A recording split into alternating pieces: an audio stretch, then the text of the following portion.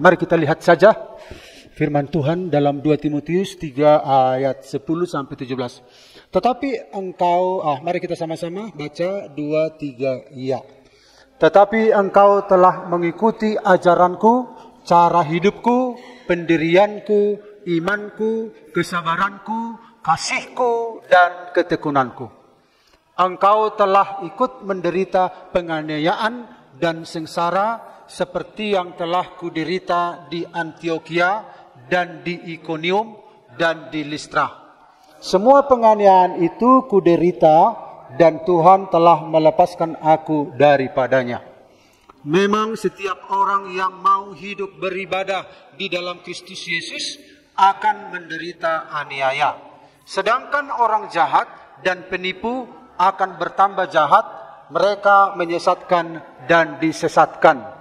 Tetapi hendaklah engkau berpegang pada kebenaran yang telah engkau terima dan engkau yakini, dengan selalu mengingat orang yang telah mengajarkannya kepadamu. Ingatlah juga bahwa dari kecil engkau sudah mengenal kitab suci yang dapat memberi hikmat kepadamu dan menuntun engkau kepada keselamatan oleh iman kepada Kristus Yesus. Segala tulisan yang diilhamkan Allah memang bermanfaat untuk mengajar, untuk menyatakan kesalahan, untuk memperbaiki kelakuan, dan untuk mendidik orang dalam kebenaran. Dengan demikian, tiap-tiap manusia kepunyaan Allah diperlengkapi untuk setiap perbuatan baik. Haleluya. Saya akan berikan tema pada hari ini, yaitu daya tahan dalam hidup benar. Daya tahan dalam hidup benar. Hidup benar adalah panggilan setiap orang percaya. Ya. Namun kita tahu bahwa mempertahankan hidup benar bukanlah perkara mudah. Jadi hidup benar itu panggilan. Semua orang percaya dipanggil untuk hidup benar. Namun tidak mudah. Karena ketika kita ingin hidup benar, ada nilai-nilai dunia ini yang kita hadapi. Jadi Rasul Paulus mengajar Timotius. Dia memahami keadaan ini, bahwa adanya tantangan menjalankan panggilan untuk hidup benar.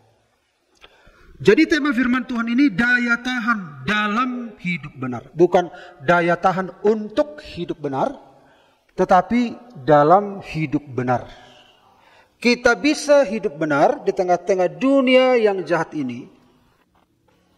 Kita punya daya tahan. Kita tidak sebentar hidup benar, tetapi punya daya tahan. Nah, satu ada seorang, kita mungkin sudah pernah dengar ini, ya, cerita. Hari ini harinya Tuhan. Bersemangat sekali dia, ya. Semangat itu bagus, amin Bapak Ibu. Karena semangat yang patah mengeringkan tulang. Amin. Semangat. Kalau bisa semangat, kenapa tidak? Pulang dari gereja, dijemur maemena. Dijemur maemena. Allah, Ari, posa Ari. Wah, Tuhan baik. Tuhan mendengarkan doa. Sementara digelar tikar, dia nyanyi. Hari ini, natabuwa puang Gideon katanya. Ini begitu hadutang yang. Jadi lasni rohani pereme molo las matani hari. Itu kan? Ala bui majum reme. Dungi. Beberapa jam kemudian datanglah awan. Akhirnya lagunya gimana? Tadinya hari ini harinya Tuhan. Dungi Roma Obun. Hari ini harinya Tuhan. Dang sa dililing nai gula ma obuni. Hari ini harinya Tuhan. Lemor kan? Dudang sa dililing Roma Grimis. Hari sa dililing nai Roma Udon. Itu rigulung ma. Tikar. Hari ini.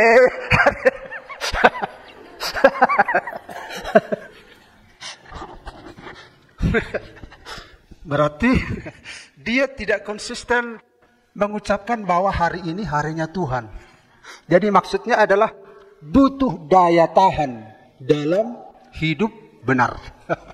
Butuh daya tahan. Nah, seringkali saudara-saudara dalam kehidupan kita, untuk hidup benar ini masih digoncang oleh keadaan-keadaan. Nah, Rasul Paulus mengajarkan kepada kita hari ini memiliki daya tahan dalam hidup benar. Tidak hanya sebentar, tetapi berlangsung sepanjang perubahan musim, bahkan sampai Tuhan datang. Amin. Jadi saudara-saudara, butuh daya tahan dalam keadaan apapun. Bukannya kita orang yang super, tetapi Tuhan ingin kita memiliki daya tahan untuk dalam hidup benar ini. Nah, karena itu Bapak Ibu, kita akan lihat lewat ayat ini beberapa hal yang kita lihat melalui perikop ini. Rasul Paulus mengajarkan kita tentang kebenaran dari ayat ini.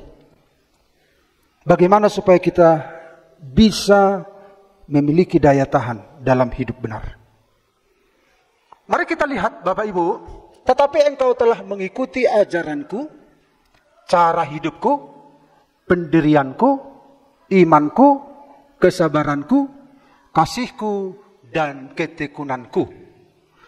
Engkau telah ikut menderita penganiayaan dan sengsara seperti yang telah kuderita di Antiokhia dan di Ikonium dan di Listra. Jadi Rasul Paulus, saudara-saudara, ternyata memberikan keteladanan dalam hidup benar. Perlu kita punya figur yang memberi teladan di keadaan dunia yang hancur-hancuran ini. Kalau tidak ada keteladanan, tidak ada yang bisa diikuti. Rasul Paulus memberikan teladan kepada Timotius yang masih muda. Demikian juga kita harus menjadi orang yang memberi teladan bagaimana hidup benar itu. Seorang orang bijak berkata, tidak ada yang lebih efektif dalam mendidik selain memberi contoh. Oleh Albert Schweitzer. Jadi tidak ada yang lebih efektif dalam mendidik selain memberi contoh. Kita butuh contoh. Makanya kita diminta oleh Tuhan menjadi contoh. Anak-anak muda butuh figur yang harus diikuti. Kalau tidak ada figur yang harus diikuti, di mana peran anak Tuhan? Kalau anak-anak muda kehilangan teladan, contoh yang akan diikuti, kemana anak-anak Tuhan yang rajin ke gereja itu? Orang bijak juga berkata, keteladanan adalah bahasa yang tidak memerlukan kata-kata. Menjadi contoh bukan berarti menjadi sempurna, tetapi berusaha untuk tumbuh dan belajar. Tidak mesti sempurna, karena kita yang adalah contoh ini sedang mencontoh Yesus. Nah, kita yang kurang sempurna ini juga harus bisa memberi contoh Anak-anak sekarang kehilangan contoh, kehilangan figur. Siapa yang mau diikuti? Nah, kalau kita perhatikan Bapak Ibu, teladan dalam hal apa? Rasul Paulus berkata, dalam ajaranku, dalam cara hidupku, dalam pendirianku, dalam imanku, dalam kesabaranku, dan dalam kasihku. Itulah, dan dalam ketekunanku. Butuh orang-orang. Dan Tuhan minta kitalah orang itu. Amin. Seringkali manusia di zaman sekarang gak punya daya tahan. Terombang-ambing. Nah, bagaimana kalau semua jemaat-jemaat terombang-ambing? Siapa yang menjadi contoh? Ya, kita mencontoh Yesus, betul. Tetapi kapan kita mulai memberikan contoh? Dan Timotius sudah mulai mencontoh. Kamu juga telah mengikuti, katanya tadi dalam ayat yang selanjutnya. Di dalam ayat yang 11. Engkau telah ikut. Jadi apa yang dicontoh Paulus telah mulai diikuti. Betapa penting kita memberikan teladan buat orang-orang lain dalam ajaran. Ajaran apa? Pengajaran apa yang sudah kita berikan kepada orang-orang yang lebih mudahnya kepada keturunan kita lah. Ajaran apa? Pernah nggak Bapak Ibu di rumah mengajarkan bahwa dia harus dibaptis? Pernah nggak? Pernah nggak Bapak Ibu ajarkan di rumah bahwa anak Tuhan itu harus memberi ya? Pernah nggak? Pernah nggak di rumah kita sebagai orang tua? Seorang anak Tuhan itu harus mengembalikan milik Tuhan ya? Pernah nggak? Siapa yang pernah mengajarkan itu sama anaknya? Bisa tunjuk tangan? 1, 2, nah itu 3. Ada banyak ajaran-ajaran. Ketika terjadi saudara-saudara ketidakjelasan dalam dunia ini, kita punya ajaran nggak sama anak kita? Ajaran untuk hidup benar. Anakku menghadapi orang begini ya, tengoklah kami. Itu pengajaran. Beda pengajaran dan cara hidup. Ini pengajaran ya. Pengajaran prinsip-prinsip kebenaran yang kita turunkan. Dan Timotius melihat pengajaran Paulus itu. Pengajaran apa yang sudah kita miliki dan kita telah turunkan kepada anak-anak kita. Butuh teladan. Kemudian cara hidupku. Cara hidup, gaya hidup.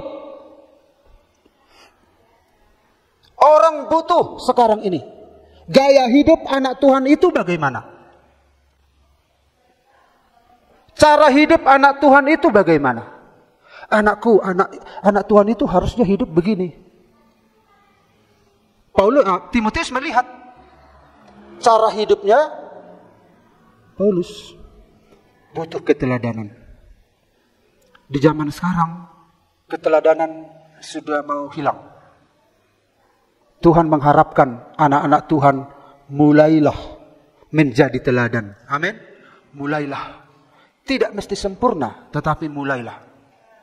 Bagi anak-anak kita lah dulu. Kemudian bagi orang lain. Kan keluarga kita adalah orang yang terdekat pada kita. Gaya hidup, cara hidup. Style dalam istilah lainnya.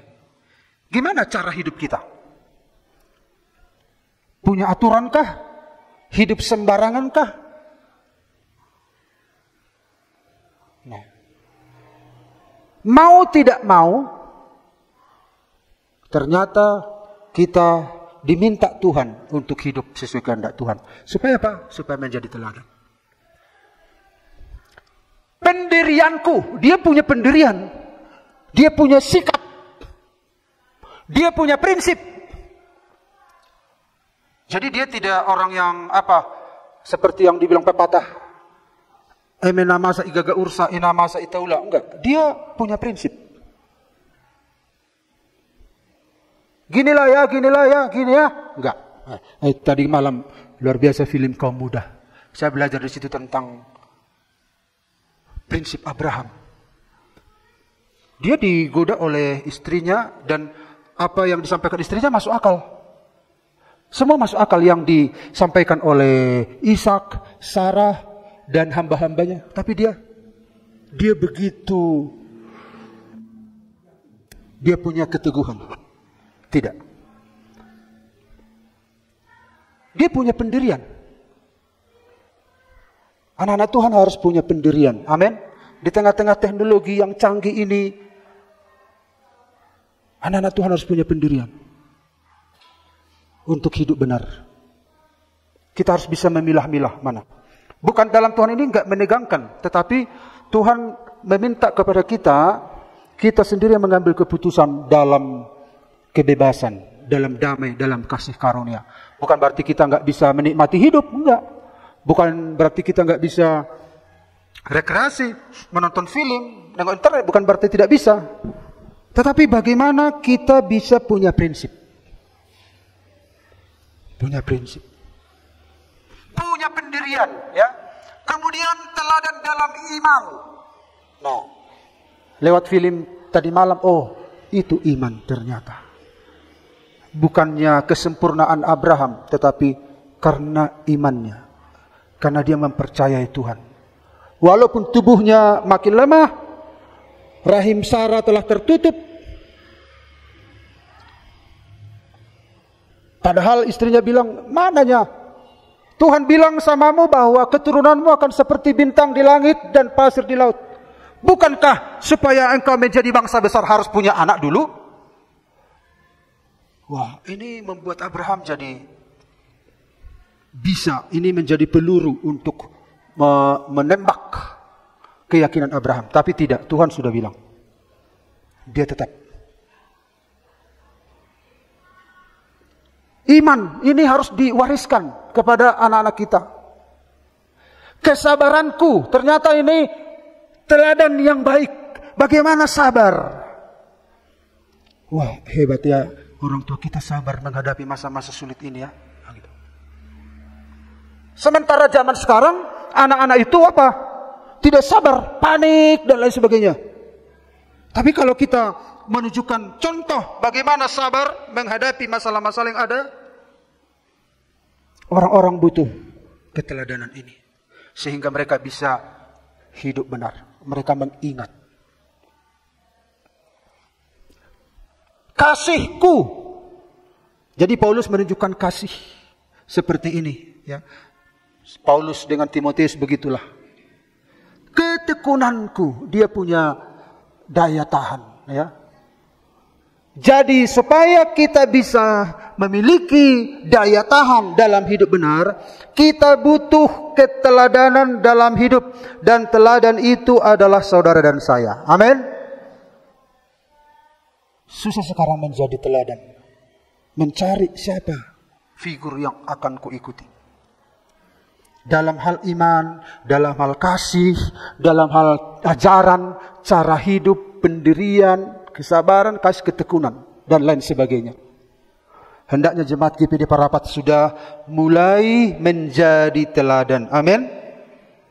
Karena seorang yang memberikan contoh yang baik lebih banyak mendidik daripada ribuan kata-kata. Itu kata orang bijak. Seorang pemimpin adalah orang yang menunjukkan jalan dengan cara hidupnya, bukan hanya dengan kata-kata. John Maxwell. Ini orang-orang pintar yang mengatakan ini. Cara hidup kita. Makanya Paulus bilang, cara hidupku. Lambat atau cepat, kita harus berani menantang orang dengan ini. Karena ini adalah satu panggilan bagi semua orang percaya. Sementara kita bertumbuh ke arah Kristus, tetapi kita harus sudah mulai menunjukkan teladan untuk diikuti. Sehingga terselamatkanlah banyak orang lewat teladan hidup kita. Amin Bapak Ibu. Yang berikut, yang kedua, memang setiap orang yang mau hidup beribadah dalam Kristus Yesus akan menderita aniaya. Sedangkan orang jahat dan penipu akan bertambah jahat, mereka menyesatkan dan disesatkan. Nomor dua adalah tantangan dalam hidup benar. Ada tantangan dalam hidup benar. Kalau kita perhatikan kata aniaya ini, dalam bahasa aslinya disebut tekanan. Setiap orang yang hidup benar pasti menghadapi tekanan. Jadi jangan heran kalau tekanan itu ada. Kalau kita perhatikan secara gramatikal dari aniaya ini bentuk kata future. Artinya ini pasti akan terjadi. Tekanan itu kalau kita memutuskan untuk beribadah, kalau kita memutuskan untuk hidup saleh, kalau kita memutuskan untuk hidup benar, itu saudara-saudara ada tekanan, dan tekanan itu pasti terjadi. Andai kata saudara tidak mau hidup benar, tidak ada tekanan. Tidak ada tekanan. Selalu ketika kita menyerahkan diri pada Tuhan, tekanan itu makin diperberat. Jadi jangan heran kalau saudara mau hidup suci, hidup kudus, hidup benar, hidup beribadah, tekanan itu selalu ada. Itu sama seperti seorang siswa baru masuk SMA dan bertanya kepada kakak kelasnya, "Kak, apakah di sekolah ini ada ujian akhir?" Kakak kelasnya tersenyum dan menjawab, "Tentu saja, semua siswa pasti akan menghadapi ujian. Itu bukan pilihan, tetapi perjalanan sekolah. Bagian dari perjalanan." Jadi jangan heran dan jangan bertanya, "Kenapa ya aku mau hidup bagus kok makin ada tekanan?" Memang itu sudah harus. Karena kita berhadapan dengan kuasa kegelapan. Kuasa kegelapan tidak mau saudara hidup benar. Andai kata saudara hidup dalam kecemaran, saudara tidak ada tantangan. Tidak ada. Nah, kemudian saudara-saudara, secara gramatikal, tekanan itu juga bentuk indikatif. Artinya, ini fakta yang tidak bisa dihindari. Tidak bisa dihindari. Jadi ketika kita ingin hidup benar, tekanan itu, intimidasi secara fisik mungkin belum kita alami seperti mati syahid. Tapi di Jawa, intimidasi bagi anak Tuhan, gereja ditutup. Ketika ada seorang percaya pada Yesus, dia disingkirkan dari keluarga secara fisik. Tapi intimidasi yang sering kita alami, itu tekanan-tekanan. Tekanan di pekerjaan, tekanan di sekolah, tekanan di masyarakat. Tekanan itulah bentuk tekanan dari kuasa kegelapan. Itu tidak bisa dihindari ya. Itu sama seperti saudara-saudara, seorang anak ini di halaman ya. Kemudian dia heran, loh ke sana ada bayangan, ke sana ada bayangan. Lalu dia berkata sama ayahnya, "Ayah, kemana aku pergi kok bayangan ini ikut terus?" Ya memang begitu. Matahari, selama ada matahari, maka bayanganmu akan ada. Jadi ketika kita ingin hidup benar, tekanan itu pasti ada. Karena kuasa kegelapan tidak akan tinggal diam. Jadi jangan heran kalau saudara berbeda dari yang lain, pasti ada omongan. Tapi kalau saudara ingin sama dengan orang lain, saudara akan dipuji. Saudara akan, ini atmosfer dunia ini, atmosfer yang ada di sini akan mendukung saudara kalau hidup cemar. Akan mendukung saudara kalau hidup tidak benar. Malah memberikan support. Tapi kalau saudara memilih hidup benar, hidup suci, hidup kudus, berkenan kepada Tuhan, hidup saleh, atmosfer ini akan menekan saudara dengan berbagai cara. Karena itu sudah hukum. Itu sudah hukum. Sama seperti seorang anak tadi, kemana dia pergi ada bayangan? Karena matahari ada. Dan kalau kita lihat tekanan itu dalam bentuk pasif. Tekanan itu berasal dari dunia, bukan dari kehendak orang percaya sendiri. Artinya dari luar.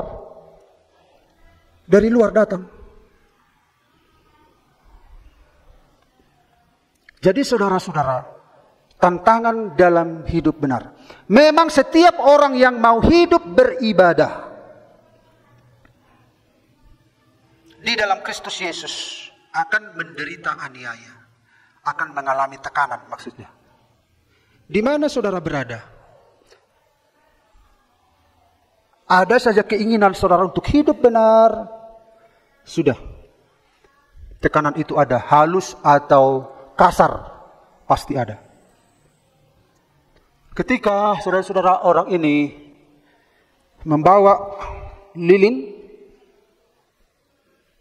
ketika lilin ini dibawa, tidak semua orang akan senang adanya lilin.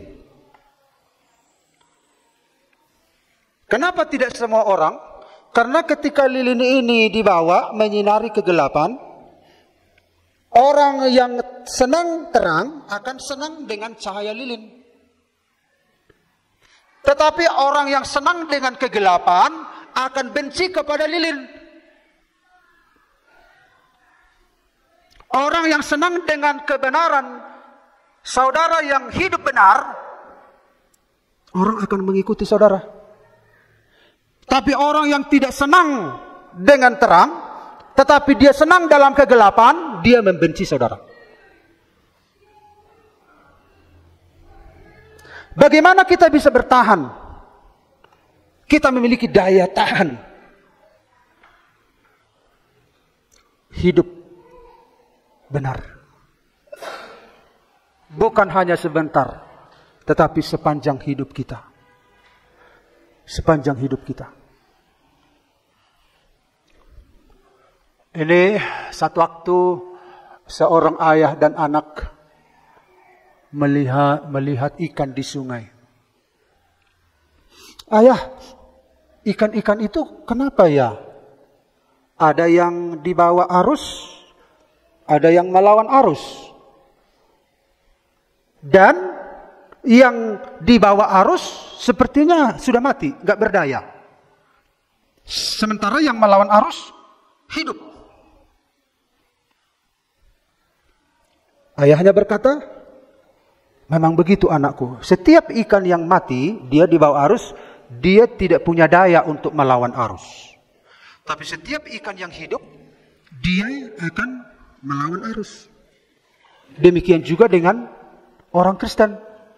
Orang Kristen yang hidup itu, dia akan melawan arus dunia ini. Tapi orang Kristen yang mati, dia akan hanyut. Banyak orang yang akan hanyut di akhir zaman ini. Hanyut. Dia tidak bisa, dia tidak berdaya karena nggak ada kehidupan. Karena itu Bapak Ibu, ada tantangan untuk hidup benar. Dan tantangan ini harus kita hadapi. Satu waktu orang Israel, waktu dijajah oleh Mesir, mereka diperbudak selama 400 tahun. Tetapi Musa berkata, kemudian Musa dan Harun pergi menghadap Firaun, lalu berkata kepadanya, beginilah firman Tuhan Allah Israel, biarkanlah umatku pergi untuk mengadakan perayaan bagiku di padang gurun. Artinya, Musa berkata, biarkan umat Allah pergi untuk beribadah, untuk hidup dekat dengan Allahnya. Tetapi apa yang dilakukan oleh Firaun dalam ayat 9? Pekerjaan orang-orang ini harus diperberat sehingga mereka terikat kepada pekerjaannya dan jangan mempedulikan perkataan dusta. Artinya adalah Firaun tidak mau orang Israel dekat dengan Tuhannya. Jadi ketika saudara ingin dekat dengan Tuhan, ketika saudara ingin hidup saleh, ketika saudara ingin hidup benar, Firaun yang adalah gambaran iblis akan menekan saudara dengan kuat. Tetapi saudara tidak perlu takut karena poin yang ketiga akan menolong kita. Yang ketiga kita lihat. Tetapi hendaklah engkau tetap berpegang pada kebenaran yang telah engkau terima dan engkau yakini. Dengan selalu mengingat orang yang telah mengajarkannya kepadamu. Ingatlah juga bahwa dari kecil engkau sudah mengenal kitab suci yang dapat memberi hikmat kepadamu dan menuntun engkau kepada keselamatan oleh iman kepada Kristus Yesus. Yang ketiga, sumber kekuatan untuk hidup benar. Ada sumber kekuatan untuk hidup benar. Ada kekuatan untuk memenangkan tekanan-tekanan ini. Seringkali kita diminta oleh tekanan ini untuk kompromi. Seperti Sarah ketika dia mengalami tekanan, akhirnya dia menawarkan Hagar kepada Abraham. Enggak, dari keturunanmu, Tuhan bilang, kata Abraham. Tapi Sarah bilang, enggak, bisa saja Tuhan, tetapnya itu keturunanmu juga. Kalau Hagar kan keturunanmu juga nanti anaknya. Mungkin itu cara Tuhan. Tetapi bukan begitu caranya ternyata. Benar harus dari Sarah. Nah seringkali ketika ada tekanan dalam hidup kita, tidak ada daya. Akhirnya kita menggeser sedikit. Oh mungkin ini adalah cara Tuhan. Itu seperti masukan Sarah itu. Ternyata tidak. Kalau Tuhan sudah bilang lewat Sarah, ya lewat Sarah. Bagaimanapun caranya. Bagaimana kita bisa saudara-saudara hidup benar di dalam tekanan seperti ini? Tidak seperti Sarah yang mengganti kebenaran itu. Tetapi hendaklah engkau tetap berpegang pada kebenaran yang telah engkau terima. Kita lihat di sini Bapak Ibu. Berpegang pada kebenaran yang telah engkau terima dan engkau yakini. Berpegang. Saudara dan saya telah menerima pengajaran. Pegang. Berpegang pada pengajaran, kebenaran yang kau terima, dalam bahasa lainnya di sana, yang telah kau pelajari, begitu ya. Kebenaran yang telah kau pelajari. Kita sudah banyak belajar. Berpegang kepada yang telah kau pelajari dan yang kau yakini.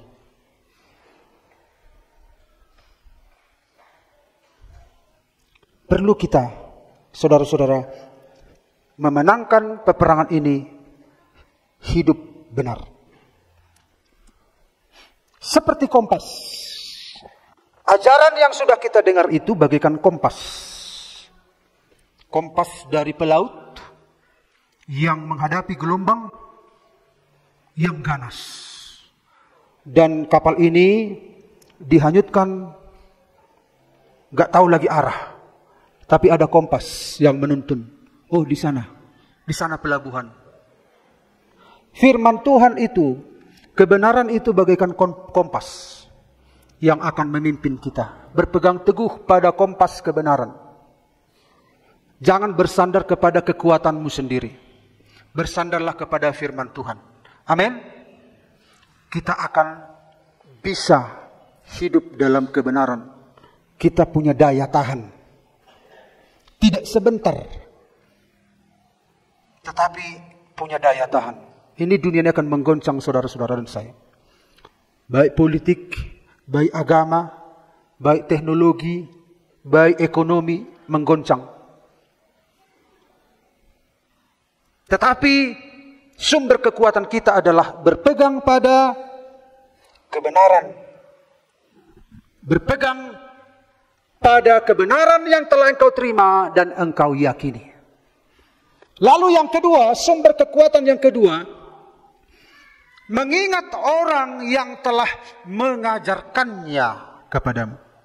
Ternyata kita perlu mengingat orang yang telah mengajarkannya. Dan prinsip ini juga diterapkan di berbagai perguruan-perguruan. Kalau Bapak Ibu lihat perguruan silat, kalau ada jurus-jurus yang meleset, dia akan kalah. Dan jurus-jurus itu dia lihat, oh ini jurus ini jurus ini, oh ini diajarkan oleh guru ini, oh ini diajarkan oleh ini diajarkan. Mengapa kita perlu? Untuk apa diingat? Menjaga kesetiaan terhadap ajaran yang benar. Karena banyak ajaran hari-hari ini. Banyak. Makanya perlu mengingat orang yang mengajarkannya. Artinya saudara-saudara, apa yang Bapak Ibu dengar, oh aku telah mendengar firman di gereja. Ketika saudara gundah gulana dalam kehidupan ini,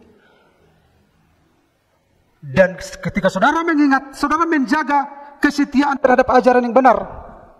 Kemudian untuk apa kita ingat? Menghormati dan meneladani para pengajar iman. Jadi Paulus minta kepada Timotius, ingat siapa yang mengajarimu, yaitu Paulus, kemudian Eunike, Lois, apa? Orang tuanya opungnya siapa si Timotius siapa? Lois, Eunike, Lois opungnya, Eunike mamanya. Ingat itu, jadi artinya betapa teguhnya orang itu.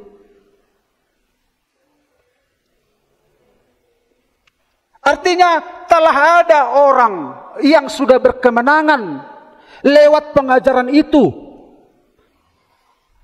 Nah kadangkala kan kita seringkali kita mau contoh seperti Yesus. Ya benar, itu 100% benar, 1000% benarlah. Tetapi Tuhan mengharapkan anak-anak Tuhan sudah mulai menunjukkan contoh. Sudah mulai. Jika aku ingat imanmu, katanya, yang datang dari nenekmu Lois dan ibumu Eunike, dan aku yakin hidup juga dalam dirimu. Sejak kecil engkau telah diajar kitab suci. Ingat juga Paulus. Perlu kita mengingat orang-orang, jangan abaikan. Itu pemuritan itu begitu Bapak Ibu. Misalnya, siapa murid Musa? Yosua. Siapa murid Elia? Elisa. Itu pemuritan. Dengan cara itulah kebenaran itu tertular kepada semua orang. Jadi kalau kita nggak menghormati senior-senior kita, nggak menghormati orang-orang yang mengajar kita, tidak mungkin saudara ingat pengajaran yang disampaikan. Saudara akan kemana-mana. Saudara akan kemana-mana. Dengan mengingat orang yang mengajarkan kepada kita, itu menjaga kesetiaan terhadap ajaran yang benar. Menghormati dan meneladani para pengajar iman. Dan mencegah penyimpangan dari kebenaran. Kita dicegah. Saudara-saudara, kenapa banyak orang mengalami penyesatan hari-hari ini? Karena tidak mengingat orang yang mengajar mereka. Inilah yang menjadi sumber kekuatan kita, yaitu berpegang pada kebenaran yang telah engkau terima dan engkau yakini, mengingat orang yang telah mengajarkannya kepadamu. Supaya kita punya daya tahan. Yang membuat saya punya daya tahan, saya mengingat orang-orang. Mertua saya ingat. Saya ingat orang tua saya. Mereka dihina, mereka dicaci maki. Tapi ketika saya dicaci maki orang, saya mengingat mereka. Ketika saya mengingat mereka, saudara-saudara, saya menjaga kesetiaan itu. Mereka saja bisa.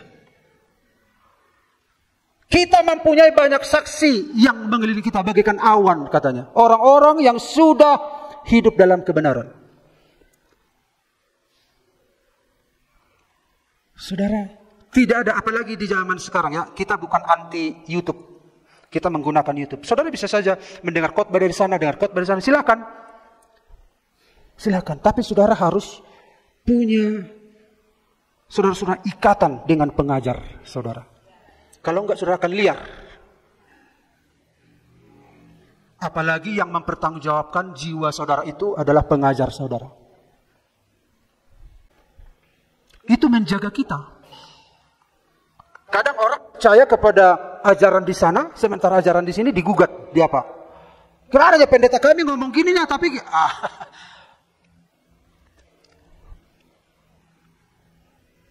saudara-saudara, ini perlu diingat ya. Ini seperti seorang kungfu. Mereka selalu mengingat, dengan mengingat pengajarnya, mengingat ilmunya sekalian. Oh, guru ini mengajarkan ilmu ini, guru ini mengajarkan ilmu ini. Jadi kalau ada ilmu apa? Oh, guru mana yang mengajarkan itu? Oh, ini. Selalu ketika mereka sekarat pun, yang mereka ingat ajaran itu. Ajaran itu. Itu yang mempertahankan kita untuk ada di koridor yang benar. Amin Bapak Ibu. Jadi kesimpulannya adalah daya tahan dalam hidup benar membutuhkan keteladanan. Kitalah teladan itu, saudara dan saya. Amin. Butuh keteguhan dan sumber kekuatan yang benar. Keteladanan memberi dasar iman yang kokoh. Sementara tantangan berupa tekanan dan aniaya pasti akan datang bagi mereka yang hidup saleh dalam Kristus. Karena itu orang percaya harus berpegang teguh pada firman Tuhan sebagai sumber kekuatan yang memberi hikmat dan tuntunan. Agar tetap setia dan teguh dalam hidup yang berkenan kepada Tuhan Allah. Haleluya. Puji Tuhan. Amin. Amin.